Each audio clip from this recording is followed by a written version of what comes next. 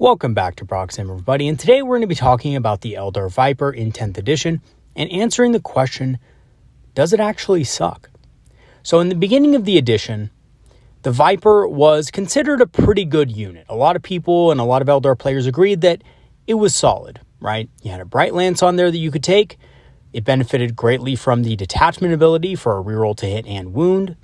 It was fast, it could strip away the benefit of cover from enemy units, and lastly, it had an assault weapon, so it was pretty decent at scoring secondary objectives. And people generally had a good feeling about the Vyper. However, as the edition wore on, it seemed that no one was really running it in highly competitive play. Now, I don't actually think this was because the Vyper was bad. I just think it's because if you look at what players were trying to do in the beginning of the edition with their Eldar armies, the Vyper simply didn't fit into that strategy. A couple of the Vyper's main strengths were that it was not only good at scoring secondary objectives, but it could remove a target's cover save. But early Eldar lists didn't care about either of those things because most of the time they were just focused on tabling their opponent, which meant taking things like Hornets, Warwalkers, and basically everything to maximize the amount of damage you were dealing to the enemy army, including the Wraith Knight, which, by the way, pretty much every competitive list had.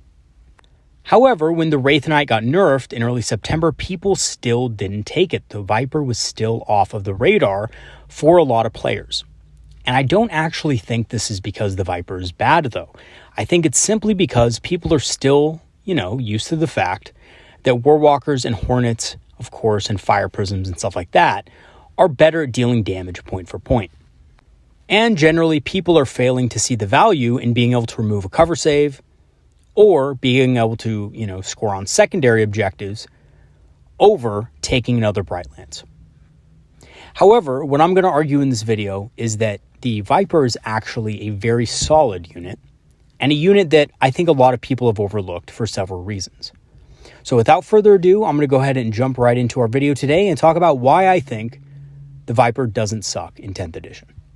But first, a quick overview of what we're going to be looking at in today's video. We're going to be overviewing the stats, weapons, and special rules of the Vyper, its strengths and weaknesses, its combos and synergies, why Vypers are actually extremely strong, with some examples, and the role Vypers play in an Eldar army and how to make the most out of them.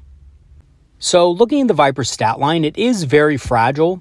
It only has toughness 6 and 6 wounds. It does have a 3-up save, but it's not that resilient to anti-large firepower. In fact, pretty much, if your opponent gets lucky, they can down it with a single blast cannon. However, it is very fast at movement 14. As for its ranged weapons, it can take the Eldar missile launcher, which has decent anti-large against, lighter large targets, and has a good anti-infantry option against hordes with the Sunburst shot. The Sunburst, of course, making it a good option for taking away cover from enemy units. The Bright Lance is a pretty good option. I like the Bright Lance personally. A lot of people tend to go for that. It does do really good anti-large damage and is the go-to most of the time. However, because of the Vyper's utility and general purpose nature, it can also take the Shuriken Cannon or Star Cannon for anti-MEQ or mech targets, or the Scatter Laser for anti-infantry. Personally, I think the only thing you want to go with other than the Eldar Missile Launcher or Bright Lance is maybe the Star Cannon, just because of the fact that it is, good at killing mech targets again, and it's very efficient at being able to make sure you get at least one hit, which of course ensures that you can take away the target's benefit of cover. It also comes with a Twin Shuriken Catapult for assault and scoring on secondary objectives. As for its melee weapon, it comes with a Wraithbone Hull, but the good news is it has the same strength as our other grav tanks, even our larger ones, so it's a great target for tank shock, coming in at strength 6, and that means essentially you're going to be rolling 6 dice for mortal wounds. Which isn't great, but in the late game, this thing can, obviously jump forward, tank shock something, maybe, finish off a character or deal that just little bit of extra damage that you need to a hard target. As for its abilities, it takes the benefit of cover away from models it hits with its shooting. That's either its Twin Shuriken Catapult or its heavy weapon. And this is very useful against most targets that you are unsure about being able to kill. So heavy tanks that are in cover that are going to get a 2+ cover save. even if you're shooting bright lances at them, they're basically going to be effectively at a 1+ save. So being able to remove that cover is very important for other elements of your army to be able to kill their targets. As for its war gear options, like I stated before, it can either take the Eldar missile launcher, bright lance, scatter laser, or star cannon, replacing the shuriken cannon that it comes with. And I do think you should probably consider switching out the shuriken cannon, considering it does have lower range.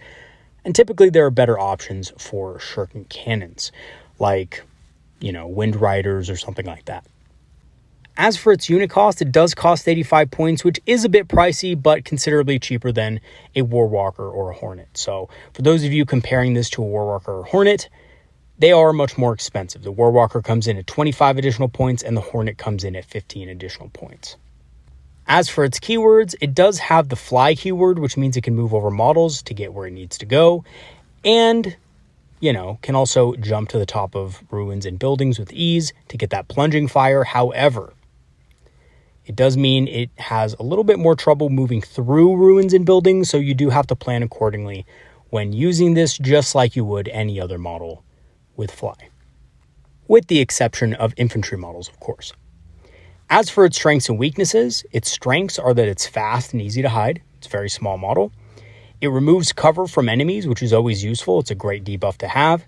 It can score on secondary objectives more easily due to it having an assault weapon, which not every single unit can do. Warwalkers and Hornets, of course, cannot do this like the Viper can. And of course, having that extra 6 inches of movement is vital for scoring on some of those secondaries. As for its weaknesses, it is fragile. It is one of the most fragile vehicles in the entire index, second probably only to the support weapon. It pays for its versatility, so it is 85 points. However, it doesn't have a second heavy weapon, so those extra little bit of points you're paying are for the versatility that the Viper has. And lastly, it has less raw damage than its competitors. And that's simply just because instead of having 2 heavy weapons, it really only has 1. As for their combos and synergies, they pair well with other anti-large units like Hornets and Warwalkers to help them kill their targets better, including other units like Fire Prisms, etc. Farseers can help them maximize damage or make a full advance with a Fate dice, which is very useful. Again, this does have the versatility and utility to be able to do that later in the game if they survive, which, sometimes they do. Otherwise, though, they are pretty self-sufficient and do more to help other units than vice versa. So they are definitely a unit that is in a support type role in most cases when you are removing cover from enemy units. Yes, you can do a little bit of damage with this thing, but it's not going to be damage that's going to be carrying you. It's going to be the damage of other units, and the Viper helps them with this considerably. All right, so now I kind of want to talk to you guys about why I think the Viper is actually extremely strong and give you guys some examples of why it's good. A lot of you out there are probably Viper skeptics. You don't really think the Viper's that great. You think, Warwalkers are better or Hornets are better and Vipers are just outcompeted in every single way, shape, and form. And in a lot of ways, you are right. The Viper is outcompeted on one thing alone, and that is damage. The Viper, for its points cost, is not as cost efficient as a Warwalker or a Hornet when you just consider the damage. In fact, Viper only has 1 heavy weapon, Warwalkers have 2, Hornets have 2, that means they have double the damage output, right? And that is very true. However, one of the things that makes Vipers so good is the fact that they make things much easier to kill for other units, especially big targets that have a 2+ save and or the benefit of cover, effectively giving them a 1+ save. So we've all been there. We've all gone against Leman Russ battle tanks, Land Raiders, things with a 2+ armor save, right, that are in cover, and they're just extremely hard to remove, even with Bright Lances, right? So even with Bright Lances, there are tanks and monsters that are going to be extremely difficult to deal with. And that's just the fact of the game. There's not much you can do against that. And let me give you a quick example of what this might look like on the battlefield. So let's say you have a Warwalker, and that Warwalker is going up against a Toughness 11 vehicle with a 2+ save and is in cover. This will likely be forcing 2 saves on a 4-up, which means only one of those saves is likely to go through. Your opponent's going to make one of them and miss one of them, which means you're only dealing 8 damage to that target. However, with the help of a Viper, you will likely be forcing 2 saves on a 5+ instead, giving you a much better chance of killing that target. Now, I know what a lot of you are thinking right off the bat. Well, Proxy Hammer, I could just have 2 Warwalkers firing at that same target, right? And yeah, you could. And you could have 4 Bright Lances going towards that target. But typically speaking, you really only need 3 Bright Lances to be able to kill that target vehicle. That extra Bright Lance, some may call it an insurance policy, but I actually think it's a little bit of a waste. The reason why is because against most heavily armored vehicles, unless there's something like a super heavy, unless you're going against something like a Rogaldorn or a Baneblade or something very strong and very heavy with a ton of wounds, getting 2 Bright Lances through to damage is oftentimes enough to kill it. And just think about it for a second mathematically.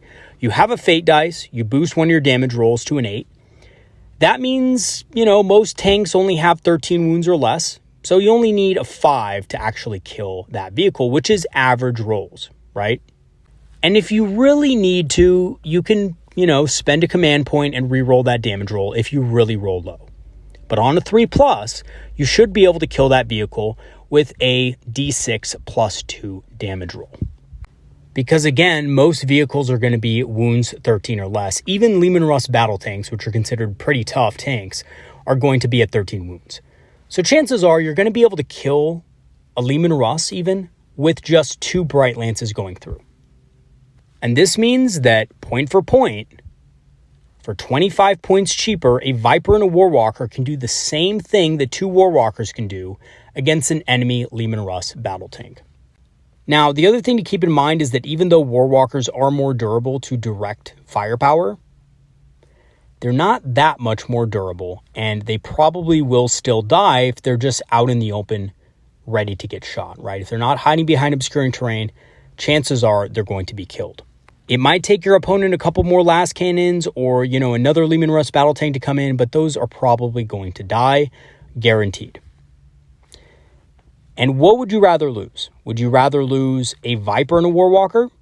Or would you rather lose 2 Warwalkers, right? So being points efficient also means knowing what you are going to lose in retaliation and being able to minimize that as much as possible. In addition to that, Vipers are actually really fast and can score on secondary objectives really well, unlike their Warwalker cousins. So Vipers can move 20 inches and score on secondaries because of the fact that they have an assault weapon. This makes them great at scoring, so, if there's ever a case to where they're not going to have a good target to remove an enemy's cover save or anything like that, they can still score points for you. A Warwalker moving 10 inches is simply not going to be able to score on the secondaries that the Viper can later on in the game.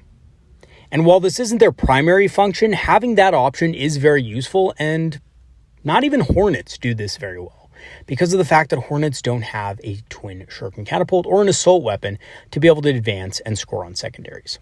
So Vipers actually do a very good job at not only being a good buffing unit by removing a target's cover save, but they're also able to score you points on objectives when you need them the most, and maybe you don't have another unit in the area that can do it that turn. Lastly, Vipers pretty much have the same functional durability versus most indirect fire weapons. So this is another thing I hear people saying a lot. Well, Proxy Hammer, Warwalkers are much more durable against indirect fire than Vipers are. And that, in most cases, against some weapons that is true, but in most cases it's just simply not true. At least not functionally. And let me tell you what I mean by functionally. So functionally speaking essentially refers to how much effort your opponent is going to have to put into killing the Warwalker or Viper respectively. So if you look at the numbers, even though the Warwalker is more durable on paper, and of course, it is very much more durable to direct fire weapons and high AP weaponry and stuff like that, on average, when it comes to indirect fire, it will take 2 artillery units to finish off a Viper, which is about the same as the Hornet and Warwalker, despite the better survivability of both. Take a Basilisk, for example, right? A Basilisk has a couple of things going for it.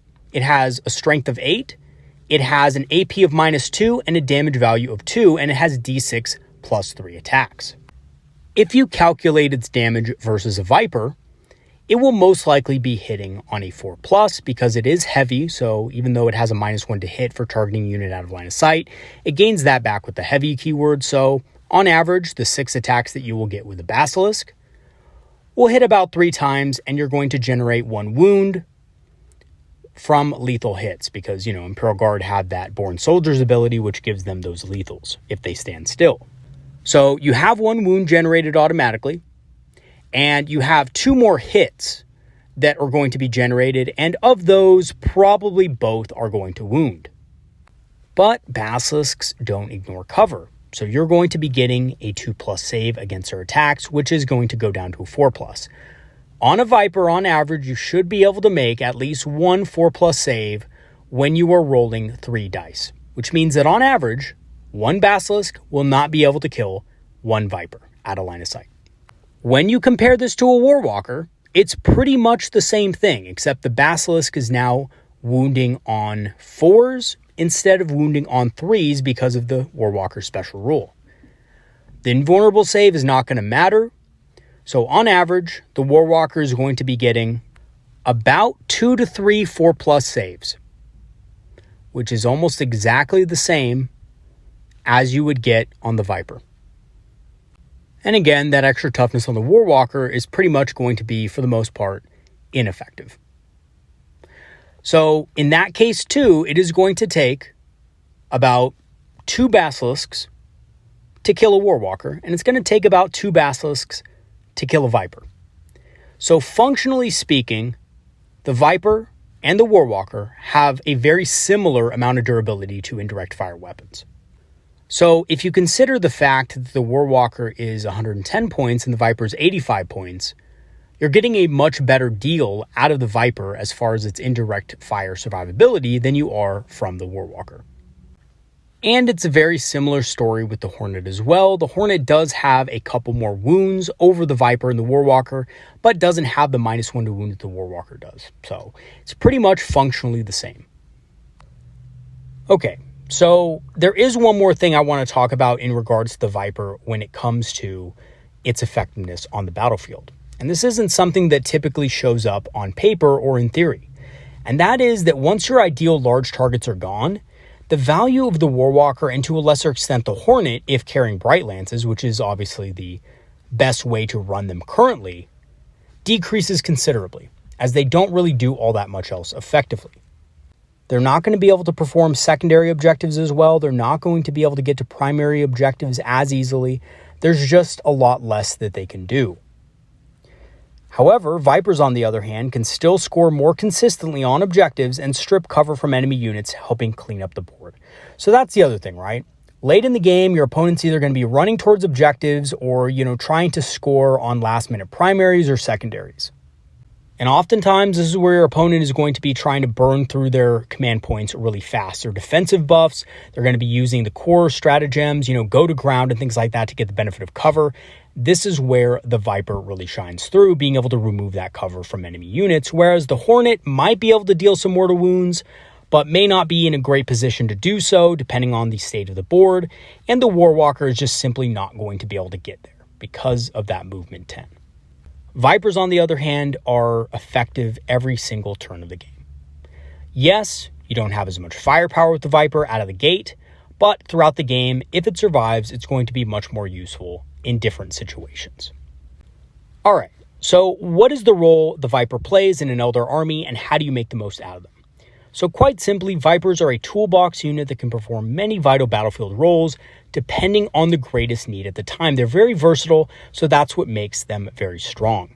While it doesn't have the raw firepower of units like the Warwalker or Hornet, being, basically half of them in regards to its heavy weapons, it excels at being able to provide your army with a number of useful abilities, and at the same time, it still packs a punch.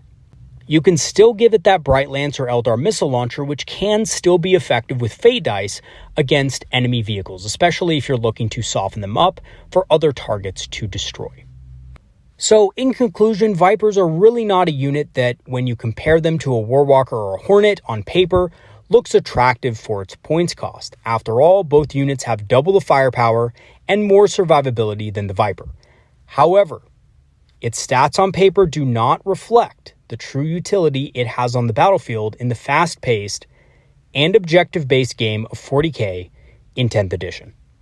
Especially when you're playing tactical objectives, and I can't stress this enough. If you're playing fixed objectives and you know exactly what you're going to be taking every single game, depending on your opponent or whatever it is, maybe your list doesn't need a Viper. Maybe you're good on secondary objectives. Maybe you don't need a Viper. Maybe you're good on ignoring cover because a lot of your army, kind of doesn't care too much about removing an enemy's cover save. But when you're playing in a more competitive setting against really good players who know how to counter your objective style units, having a Viper, which is a vehicle and is a little tougher than, your standard Eldar infantry, can be an ace in the hole for you. And let me give you a quick example. I have a buddy that competitively runs Space Marines, and he's been running in tournaments for a while. He's been playing in tournaments for years, probably about 8 or 9 years now. And he's a loyalist Ultramarines player. He's not a player that, jumps between metas in regards to Space Marine factions or anything like that.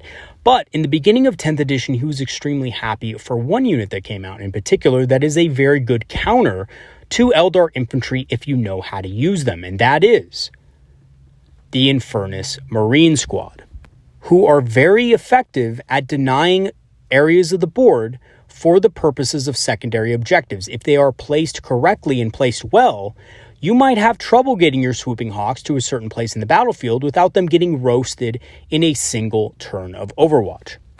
However, a Viper doesn't have this issue because the Viper is a vehicle and has toughness 6 and a 3+ save, which the Infernus Marines will have a lot of trouble getting through on their own. So therefore, in some situations, even though swooping hawks and other units like that are much better for scoring secondary objectives, there are some situations against good players where a Viper can actually be a very clutch unit to have. And yes, as a matter of fact, I have used it many times against a particular opponent, and he's always frustrated by the fact that his Infernus Marines can't seem to crack the armor of the lowly Viper. All right, everybody, that is going to be it for today's video. Thanks for watching. Hopefully I gave you guys some food for thought, and maybe I've been able to convince some of you that the Viper is worth a second look. Thank you once again to all my patrons and supporters who have supported the channel over the last months. Your help has greatly improved the channel and helped it grow considerably. We're hoping to make 3K subscribers by the end of the month. Doesn't look like we're going to do it, but maybe we can at least get to 2,900 and see where it goes from there. If you do want to join the channel's Patreon and help support the channel, I have free trials activated, and a free trial will grant you permanent access to our Discord community, which is a community of Eldar players and enthusiasts who love talking about strategy, tactics, and of course, hobbying. I will leave the link for that in the description.